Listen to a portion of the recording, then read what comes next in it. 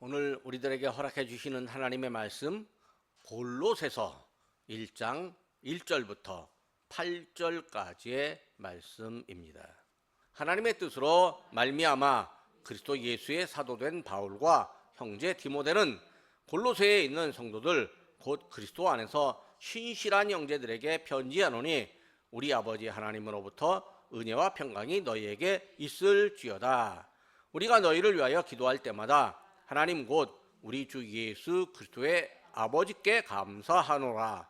이는 그리스도 예수 안에 너희의 믿음과 모든 성도에 대한 사랑을 들었음이요 너희를 위하여 하늘에 쌓아둔 소망으로 말미암음이니 곧 너희가 전에 복음 진리의 말씀을 들은 것이라. 이 복음이 이미 너희에게 이름에 너희가 듣고 참으로 하나님의 은혜를 깨달은 날부터 너희 중에서와 같이 또한 온 천하에서도 열매를 맺어 자라는 도다. 이와 같이 우리와 함께 종된 사랑하는 에바브라에게 너희가 배웠나니 그는 너희를 위한 그리스도의 신실한 일꾼이요 성령 안에서 너희 사랑을 우리에게 알린 자니라. 아멘. 세상에 이 어느 하나의 일에 아주 그 골똘히 생각하고 집중하는 사람들이 있습니다. 그걸 이제 어느 하나에 골똘히 생각하고 집중하고 꾸준히 일하는 것을 사람들은 열정이라고 그렇게 말을 합니다. 본인의 관심사에 집중하거나 인류의 복지를 증진하는 일에 열정을 갖고 연구하고 일하다가 업적을 남기는 사람들이 있습니다. 근데요, 그것만 있는 게 아니라 복음에도 집중하는 사람들이 있었습니다. 이른바 복음의 사람들입니다. 이 복음의 은혜를 아주 깊이 경험하다 보니까 또 복음의 신비를 몸으로 마음으로 경험하다 보니까 일평생 복음의 사람으로 살아가게 됩니다.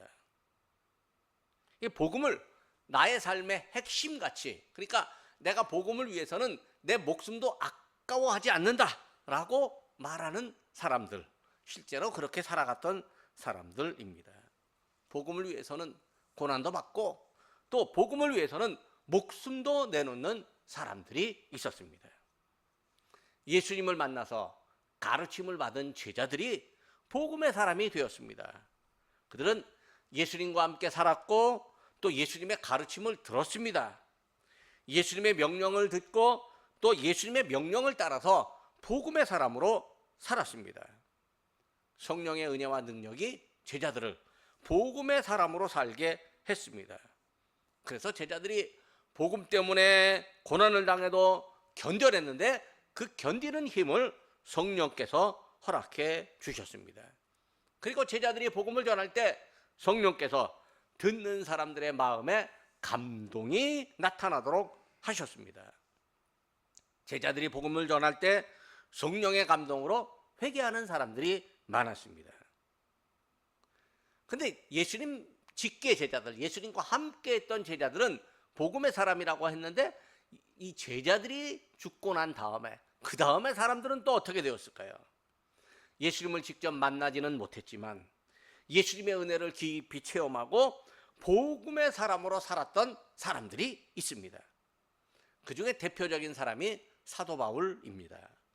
바울이 믿음의 사람들을 체포하려고 다메섹으로 가는 도중에 예수님을 만났습니다. 예수님을 핍박하는 바울이었는데 예수님이 바울을 불렀습니다. 누가요, 나를 미워하고 싫어하고 나를 괴롭힌다고 생각하면 그 사람 만나고 싶겠습니까? 만나고 싶지 않습니다. 만나도요, 떨떠름한 얼굴로 별로 달가운 표정을 하지 않습니다. 근데 우리 예수님은 달랐어요. 우리 예수님을 핍박하는 바울을 보고요, 그냥 그를 찾아가신 거예요. 그리고 바울을 회개시키셨습니다. 바울로 하여금 돌아서게 했습니다. 바울을 이방의 빛으로 삼았습니다. 그러니까요, 내게 어떤 능력이 있으면, 내게 어떤 자신감이 있고 담대함이 있다면 나를 싫어하는 사람, 나를 미워하고 괴롭히는 사람 안 만날 이유가 없습니다. 만날 수 있습니다. 만나서 떳떳하고 담대하게 말하면 그가 깨닫고 돌이키면 그의 인생이 복된 것이고, 깨닫지도 못하고 돌이키지도 못하면 그의 인생이 불쌍한 거예요. 내 인생은 예수님께서 나와 함께 하시니 누가 우리를 뭐라고 해도 우리는 담대하고 당당하게 설 수 있습니다. 잘못한 게 없으면 그렇게 할 수 있습니다. 잘못한 게 많으면 어쩔 수 없이 피할 수밖에 없는 거지만, 잘못한 게 없다면 담대하고 당당할 수 있습니다. 우리 예수님이 세상에 인류를 구원하는 그 놀라운 일을 행하셨기에 당신을 핍박하는 바울 아무것도 아닙니다. 아무리 고집세고 아무리 뭔가 생각이 확고한 바울이라 할지라도 우리 예수님은 단 한 번의 만나 주심으로 바울을 회개시키셨습니다. 예수님을 만나서 회심을 경험한 바울이 평생 복음을 전하고 복음의 사람으로 살았습니다. 교회 역사는요, 복음의 사람들이 이룬 역사입니다. 세상의 역사는 열정을 가지고 어떤 업적을 내놓는 사람들이 하나씩 표적을 만들고 분기점을 만들어서 역사가 이루어졌겠지만, 교회의 역사는 복음의 역사입니다. 선교 역사도 복음의 사람들이 이룬 역사입니다. 하나님께서 복음의 사람들을 사용하셔서 사람들을 변화시키셨습니다. 땅끝까지 복음이 전달되는 역사가 일어났습니다. 복음이 전달되어서 사람들이 회개하고 민족이 회개하며 국가가 변했습니다. 세계 역사가 변화되었습니다. 그러니까 세계 역사도 복음의 역사이고 복음의 사람들이 쓰는 역사다, 이렇게 말할 수 있습니다. 대한민국이요, 선교가 이루어진 지가 벌써 130년 가까이 되었습니다. 130년 전에 대한민국 얼마나 힘들게 살았습니까? 굶는 사람이 천지였습니다. 그런데 지금은요, 지금은 굶는 사람 별로 없습니다. 몰라서 굶지 조금만 안다면 국가가, 어떤 단체가 다 굶지 않도록 다 도와줍니다. 엊그저께 누구를 만났는데 이런 말을 하더라고요. 옛날에 왕들이라 할지라도, 왕들이 아무리 잘 먹고 잘 살았어도 지금 대한민국의 가장 가난한 사람이 옛날의 왕들보다 더 잘 먹고 잘 사는 거라고, 그렇게 얘기를 하더라고요. 물론 그 옛날의 왕들은요, 진짜 기름진 거 많이 먹었죠. 그러다 보니까 당뇨병도 걸리고 온갖 성인병 다 걸리죠. 거기다가 왕이라고요, 운동은 안 했습니다. 운동 안 하다 보니까 빨리 죽는 사람들 너무 많았죠.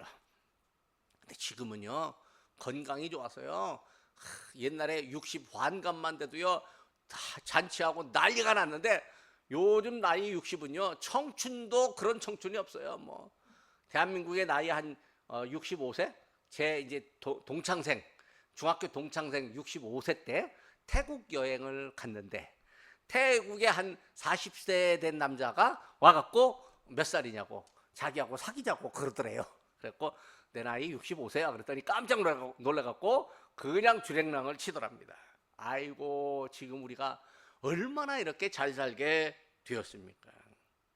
근데 이렇게 잘 살게 된 이유가 뭐냐면, 130여 년 전에 선교사들이 여기 대한민국에 와갖고요, 풍토병 걸려 죽은 사람도 있었고 온갖 핍박을 받으면서도 복음을 전했고 교육했고 가르쳤고 사람들을 깨워서 오늘날 교회가 세워졌고 오늘날 대한민국을 이렇게 멋지게 자라게 하도록 만들었습니다. 그러니까 대한민국의 이 발전도 복음의 역사인 거예요. 복음으로 이루어낸 일이에요. 문제는 지금 교회들은 복음이 아닌 다른 것에 빠져 있을 가능성이 훨씬 많다라고 하는 거죠.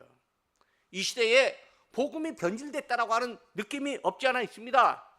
예수 믿는 사람들이요, 하나님 나라 바라보고 하나님 따라가야 되는데요, 무슨 미국 국기 들고 따라가는지 모릅니다. 아이고, 왜 그런지 모르겠어요.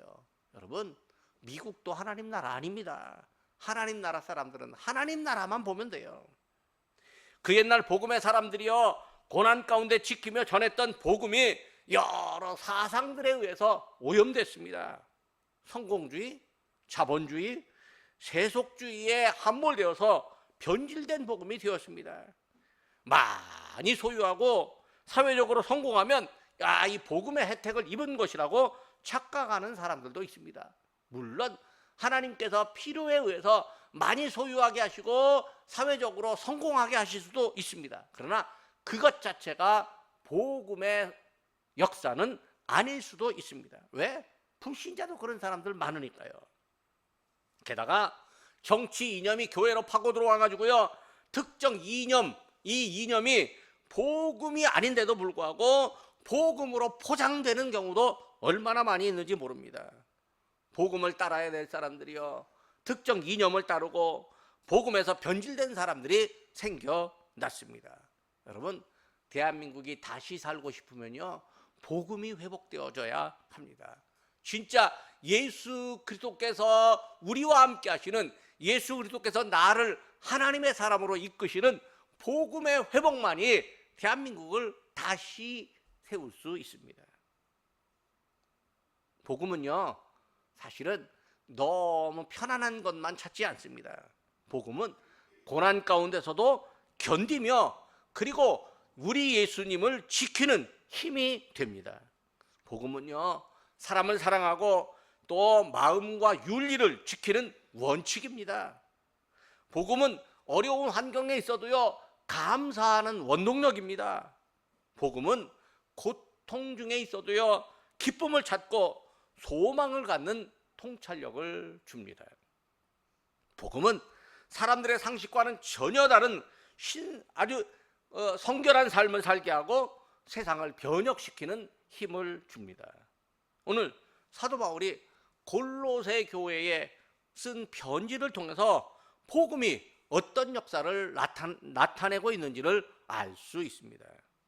첫째로, 하나님께서 성도들에게 복음을 주심으로 은혜와 평강을 허락하십니다. 사도 바울이 이제 핍박자였다가 복음의 사람으로 바뀌었습니다. 이 사람이 아시아와 유럽의 복음을 전하고 각 지역에 교회를 세웠습니다. 그리고 교회들에게 편지를 써서 교회를 격려하고 교인들의 믿음 성장을 지원했습니다. 어떤 교회는 바울이 직접 세운 교회도 있고, 또 어떤 교회는 바울의 제자들이 가서 세운 교회도 있고, 어떤 교회는 복음을 들은 사람들이 다른 지역으로 갔는데 거기서 복음을 기뻐하다 보니까 사람들과 자연스럽게 만나서 세워지는 교회도 있습니다. 그러니까 바울로부터 복음을 듣고 변화된 사람들이 다른 지역으로 나가서 전도하고 거기서 교회를 세우는 일들이 많았습니다. 바울은 자기가 세운 곳뿐만 아니라 다른 곳에 세워진 교회들에게도 관심을 갖고 편지를 썼습니다. 편지로 복음을 설명하고 성도들을 가르쳤습니다. 이 교회에 편지를 썼는데 그 교회만 편지를 읽는 것이 아니라 다른 교회도 편지를 읽도록 했습니다. 그러니까 골로새에 있는 교회에서 발견됐으니까 골로새서가 되는 거예요. 골로새 교회에 먼저 적용됩니다. 그런데 다른 곳에도 편지를 보내라고 합니다. 라오디게아로 보내서 또 함께 읽자, 이렇게 이야기를 합니다. 그래서 회람서신이라고 말합니다. 쓰기는 썼는데 이게 돌아가면서 읽어라 라고 하는 거죠.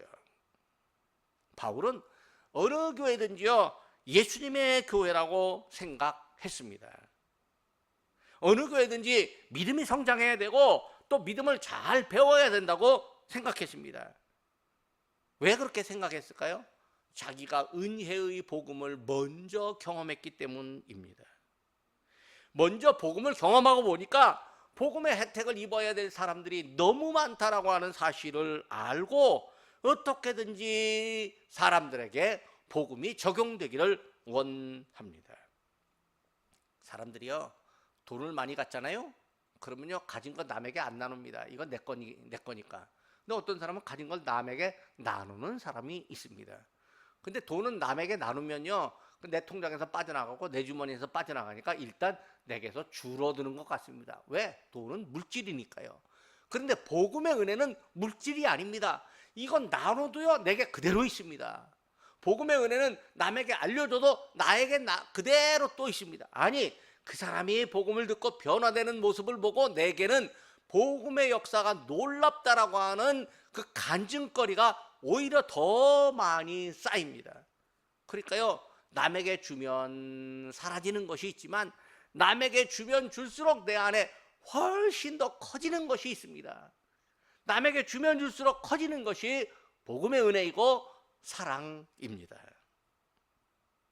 바울은 은혜의 복음을 전하려 하면은 자기 목숨을 조금도 아끼지 않는다고 말했습니다. 사도행전 20장 24절입니다. 하나님의 은혜의 복음 증거하는 일을 마치려 하면은 나의 생명을 조금도 귀한 것으로 여기지 아니하노라. 바울은 골로새 교회에 편지를 보내면서 그의 영적 아들 디모데와 함께 성도들의 안부를 전합니다. 오늘 본문 1절과 2절 초반입니다. 하나님의 뜻으로 말미암아 그리스도의 예수의 사도된 바울과 형제 디모데는 골로새에 있는 성도들 곧 그리스도 안에서 신실한 형제들에게 편지하노니. 그러니까 바울이 생각하기에 골로새 성도들은 아주 신실한 사람들이었습니다. 그래서 그 사람들에게 하나님이 주시는 은혜와 평강이 있기를 원합니다. 바울이 편지할 때마다 은혜와 평강이 있기를 원한다라고 말하는데 골로새 교회도 똑같이 합니다. 은혜와 평강이 있기를 원한다라고 하는 것이 당시 편지의 일반적인 서문 인사말이기도 하지만 그러나 그 인사말이요 아주 귀한 의미를 갖고 있습니다. 2절 후반부입니다. 우리 아버지 하나님으로부터 은혜와 평강이 너희에게 있을지어다. 지금 성도들에게 은혜와 평강이 허락되었습니다. 신앙생활이 녹록지 않은 환경인데도 은혜와 평강을 갖고 있다면 그 은혜와 평강이 그들의 노력으로 그들의 마음가짐으로만 가능했을까요? 물론 본인도 노력했겠지만 하나님의 허락하심이 있어야만 가능했습니다. 그래서 하나님으로부터 은혜와 평강이 있을지어다 라고 말합니다. 이 성도들은 복음의 사람으로서 하나님이 주시는 복을 받습니다. 바로 은혜와 평강을 누리는 일입니다. 우리 안에 은혜와 평강, 우리 안에 어떤 염려와 걱정거리가 있을 때 우리가 기도해야 됩니다. 하나님, 우리에게 은혜와 평강을 허락하여 주옵소서. 하나님이 주시는 것이니 하나님으로부터 은혜와 평강을 받아 누리겠습니다. 이렇게 기도해야 합니다. 둘째로 하나님은 성도에게 사랑과 소망을 주셨습니다. 바울은 골로새 교회를 생각하며 기도할 때마다 하나님께 감사했습니다. 기도하고 감사하는 이유는요, 그들을 사랑하기 때문입니다. 바울이 골로새 교인들에게서 사랑이 있다는 말을 들었습니다. 골로새 교인들에게 믿음과 사랑이 가득했습니다. 그들에게는 예수님을 믿는 믿음과 모든 성도들을 사랑하는 사랑이 있었습니다. 하나님이 믿음을 가진 골로새 교인들에게 소망과 사랑을 허락해 주셨습니다. 골로새 교인들은 하늘의 소망을 두고 살았습니다. 그 이유는 그들이 복음의 말씀을 들었고 진리를 깨달았기 때문입니다. 복음의 진리를 깨달으면요, 믿음과 소망과 사랑이 생깁니다. 사람이 스스로 만들어내는 믿음과 소망과 사랑은 한계가 있습니다. 자기 유익을 위한 것이고 자기 만족을 위한 것이 됩니다. 그러나 복음 안에서 믿음과 소망과 사랑은 예수님의 이름이 드러나는 것이고 하나님께 영광이 돌려집니다. 복음의 내용이요, 믿음과 소망과 사랑입니다. 하나님이 믿음의 사람들에게 복음을 주셨습니다. 그렇다면 믿음과 소망과 사랑도 하나님께서 믿음의 사람들에게 선물로 주십니다. 하나님이 성도들에게 복음을 통해서 믿음과 소망과 사랑을 선물로 주셨습니다. 우리가 믿음을 갖고 하늘의 소망을 두고 산다면, 또 하나님을 사랑하고 이웃을 사랑하고 산다면 하나님으로부터 선물을 받았다는 증거입니다. 우리의 믿음이 내가 찾고 내가 갖고 내가 만들어낸 게 아닙니다. 믿음은 하나님이 우리에게 주신 선물입니다. 복음은 필연적으로 믿음과 소망과 사랑을 동반합니다. 우리가요, 이런 선물을 받았습니다. 선물로 받았다는 것을 깨달으면 감사하게 되어져 있습니다. 그리고 어려움과 핍박 가운데서도 감사하니까 믿음을 유지합니다. 믿음의 사람, 복음의 사람은 고난 가운데서도 하나님을 바라보며 하늘에 소망을 둡니다.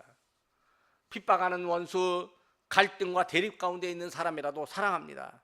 이 불신자들은 이걸 이해하기가 어렵습니다. 아니, 어떻게 자기를 미워하는 사람을 용서하고 사랑한다는 게 사람의 상식과 이해로는 잘 안 됩니다. 그런데 하나님의 은혜를 입으면요, 세상 사람과 다르게 행동합니다.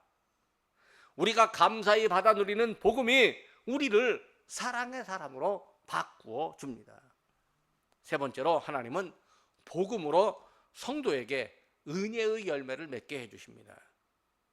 복음을 듣고 믿어서 믿음과 소망과 사랑을 가진 사람은요, 생활이 변하게 되어져 있습니다.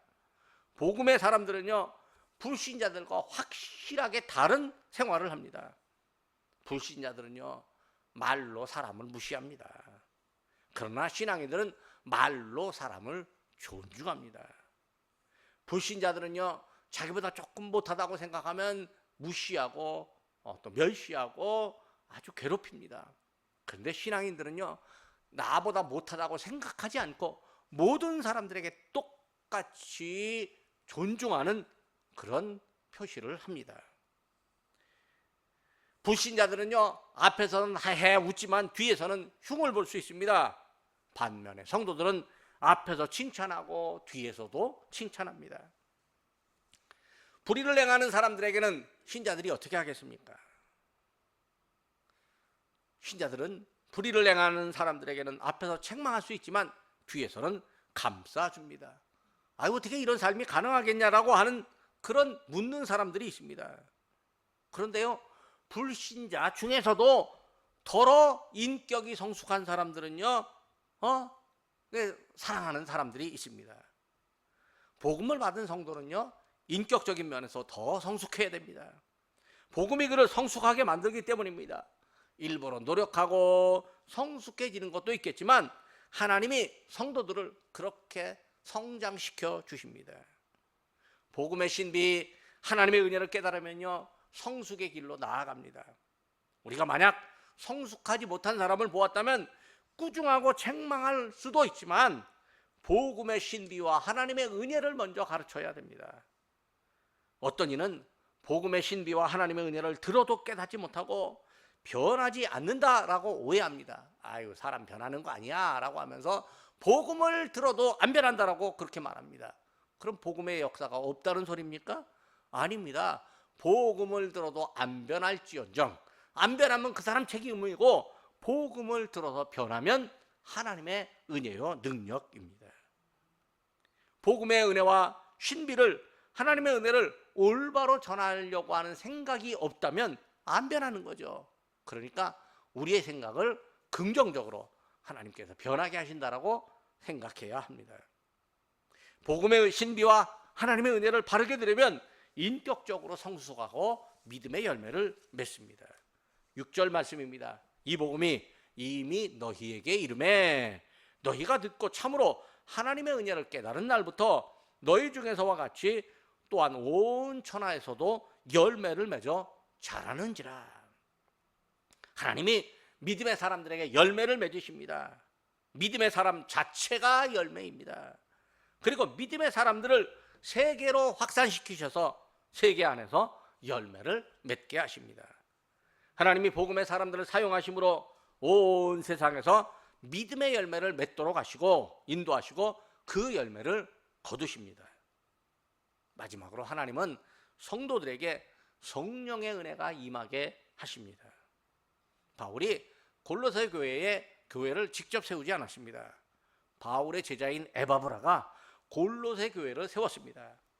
바울은 에바브라를 함께 종된 사람, 사랑하는 사람이라고 생각을 합니다. 7절입니다.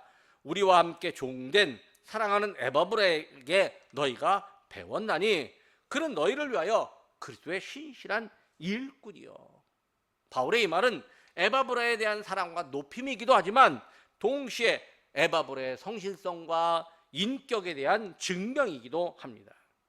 에바브라라고 하는 사람이 복음을 듣고 깨달아 예수 그리스도의 종이 되었습니다. 그리고 골로새 교회를 세우면서 복음을 충성스럽게 전했습니다. 바울은 에바브라가 골로새 교회의 성도들을 향해서 신실한 일꾼으로 사역하고 있음을 말합니다. 복음은 이렇게 사람에게 믿음의 사역을 신실하게 감당하게 합니다. 교회의 일꾼으로서 교회를 세우고 건강한 교회로 자라도록 헌신합니다. 복음의 사람으로서 교회 안에서 열매를 맺어갑니다. 복음의 사람은 다른 사람을 칭찬하고 세워주며 협력합니다. 온 천하에서 열매를 맺으려면요, 다른 사람을 세워주고 칭찬해야 합니다. 성령께서 우리 안에서 이렇게 행하십니다. 바울은 에바브라가 성령의 사람이고 골로새 교회의 성도들을 믿음으로 가르치고 골로새 교회 성도들이 가진 믿음을 바울에게 알려주었다고 말합니다.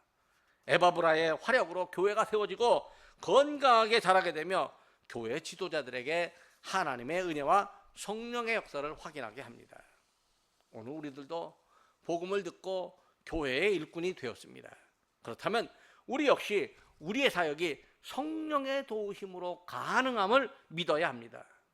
8절에서 에바브라를 일컬어 바울이 이렇게 말합니다. 성령 안에서 너희 사랑을 우리에게 고한 자니라. 성령께서 에바브라에게 사랑을 전달하게 하셨듯이 우리에게 성도와 지도자를 서로 칭찬하며 사랑을 확인하게 해야 합니다. 성령께서 우리들에게 함께 성숙하도록 은혜를 주십니다. 종교개혁자 마틴 루터가 있는데 그와 동역했던 친구 한 사람이 있었습니다. 종교개혁사에 등장하는 필립 멜랑톤이라고 하는 사람입니다. 이 사람이 마틴 루터보다 15살이나 어렸습니다. 그런데 두 사람이 아주 가까운 친구였습니다. 두 사람이 죽은 다음에 유언을 따라서 묻혔는데 보통 부부지간은 이 무덤을 함께 쓰는데요. 아이고 비텐베르크의 교회의 한 무덤 안에 두 사람이 함께 묻혔습니다. 이 마틴 루터는요 상당한 행동주의자였습니다. 뭔가 확신한 일이 있다면요 그거 나가서 말하고 변화시키는 일을 했습니다. 근데 필립 멜랑톤은요 이론적인 학자였습니다. 사실 루터가 종교개혁을 하지만요 종교개혁 중에 종종 실망할 때가 많았습니다. 좌절하기도 하고요 모든 걸 포기하고 싶을 때도 있었습니다. 근데 그때마다 15살 어린 후배 친구였던 멜랑톤이 늘 루터 곁에서 말하기를 당신이 성경 안에서 발견한 진리를 진리라고 확신한다면 그 진리가 반드시 이겨야 할 것을 믿어야 합니다. 당신이 성경 읽고 진리라고 확신한다면 그 진리는 반드시 승리합니다. 이렇게 이야기해 주는 거죠. 멜랑톤이 편지를 쓸 때나 개인적으로 말할 때나 또 기회가 닿는 대로 루터에게 성경 말씀 한 구절씩을 이야기했습니다. 그 구절이 바로 로마서 8장 31절입니다. 그런즉 이 일에 대하여 우리가 무슨 말하리요? 만일 하나님이 우리를 위하시면 누가 우리를 대적하리요? 결국 마틴 루터는요 필립 멜랑톤의 격려와 사랑과 중보를 통해서 종교개혁을 계속 진행할 수 있었습니다. 교회 역사에서 하나님의 일을 능력 있게 감당했던 모든 사람들, 자기 은사와 능력만을 믿고 겁없이 달리던 솔로 경주자들이 아니었습니다. 그들에게 훌륭한 동역자들이 있었습니다. 기도로 돕던 중보자들이 있었습니다. 함께 달리던 믿음의 친구들이 있었습니다. 오늘 본문에는 디모데, 에바브라가 나옵니다. 전도서 4장 12절입니다. 한 사람이면 패하겠거니와 두 사람이면 능히 당하나니 삼겹줄은 끊어지지 아니하느니라. 하나님 나라 확장을 위한 영적 싸움에서도요 혼자서는 승리하기 어렵습니다. 복음의 확장되는데 바울 혼자만 하는 것 아니었습니다. 디모데와 에바브라의 동역이 있었습니다. 두 사람만의 동역만 있었던 것이 아닙니다. 교회와 교인들의 동역이 있었고 성령이 함께 해 주셨습니다. 성령께서 함께 하시는 일에 골로새 교인들이 또 함께 했습니다. 성령의 도우심으로 복음의 일꾼들과 교회의 믿음과 소망과 사랑이 충만했습니다. 오늘 우리 교회가 바로 이런 은혜를 누리며 살아가야 합니다. 기도하겠습니다. 진리의 말씀에 순종하는 사람에게 복 주시기를 기뻐하시는 하나님 아버지, 수고하고 무거운 짐진 사람으로 살던 저희에게 은혜의 말씀을 생명수로 허락하시고 세움을 주시니 감사드립니다. 저희가 예수님을 만나 복음의 사람이 되었습니다. 나만 아는 복음이 아닌 온 세상에 확산되는 복음이 되기를 원합니다. 복음이 왜곡되는 세상에서 복음의 순결성이 더 확인되기를 원합니다. 복음을 받은 저희에게 은혜와 평강을 허락하여 주시옵소서. 복음의 사람으로 살아가는 저희에게 사랑과 소망으로 살도록 인도하여 주시옵소서. 은혜의 복음으로 저희에게 천국 백성을 확인해 주신 하나님 아버지, 저희에게 복음의 열매를 맺게 하시옵소서. 우리가 맺는 열매의 혜택을 이웃과 세상이 보게 하옵소서. 복음의 열매가 온 세상에 맺혀짐으로 불의가 사라지고 정의가 세워지는 은혜를 경험하게 하시옵소서. 온 천하의 복음의 열매가 맺어 자라게 하시옵소서. 은혜의 복음으로 사는 저희에게 성령의 은혜를 충만히 허락하여 주시옵소서. 이 땅의 모든 교회가 성령의 띠로 하나 되어서 하나님 나라 확장에 힘쓰게 하시옵소서. 은혜의 복음으로 이 땅에 사는 신자들의 믿음이 자라고 성령의 능력을 행하게 하시옵소서. 예수님의 이름으로 기도드립니다. 아멘.